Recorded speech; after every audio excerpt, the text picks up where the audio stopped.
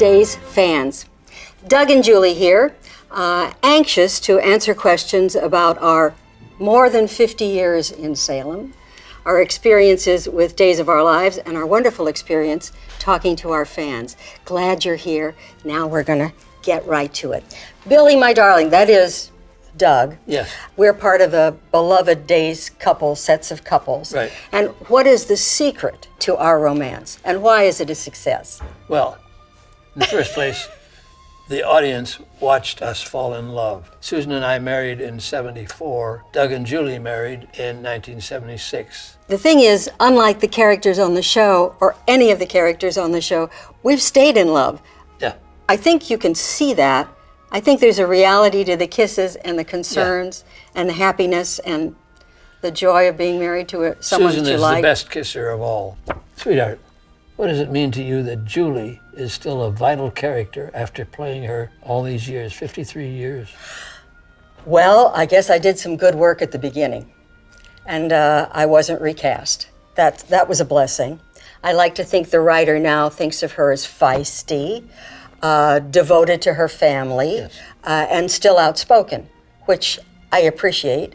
I've always appreciated being on the show. I'm really loving being on the show right now because I'm connected, because of my antiquity, I'm connected to so many characters on the show. Yep. And we're still connected, which is the big connection Isn't that the truth? for my heart and soul. So when the show went from 30 minutes to an hour, 75. twice as much show, Yes. a lot of changes. What was the biggest change for you? Pat Falcon Smith was our head writer at that time. She had taken over from Bill Bell. She said, I don't know if we can write an hour's story Every day. every day, 5 days a week. And she said, we'll add songs. That's what we'll do. And the music in the show always illuminated the plot.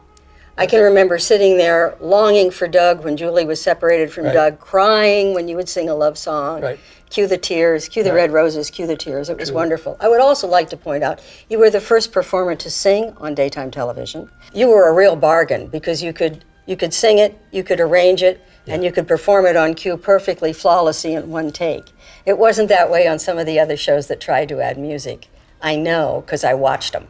How did you feel when Albert Alar whispered in your ear that you were going to be possessed by the devil on Days of Our Lives? I had never experienced anything like that, Fortunately. fortunately. However, my son Bill is a counselor. He's a Christian counselor, also a minister, That's right. And also a missionary. it's a very frightening thing to have happen. But he also gave us some pointers about how to handle it, and also spoke with our producer, who spoke with our gifted writer. And I'm happy to say that the script has followed the directions of the people who have genuinely been involved in this situation. So I'm very proud of the story. Right. It was I a am trial. also. It was a trial for both of us. Yes. And I must say, I thought you were both wonderful. And I was so glad that it was Deidre that you were working with. Yes. She is a great friend, a great personal friend to us from always. Yep. And the day that we had to get Billy fitted for the devil look at the optometrist, Dee and Billy were together with the doctor, supporting each other. There's the atmosphere of love and protection around us when Dee is in the room that That's is unmatched. And thank goodness it worked out. Right.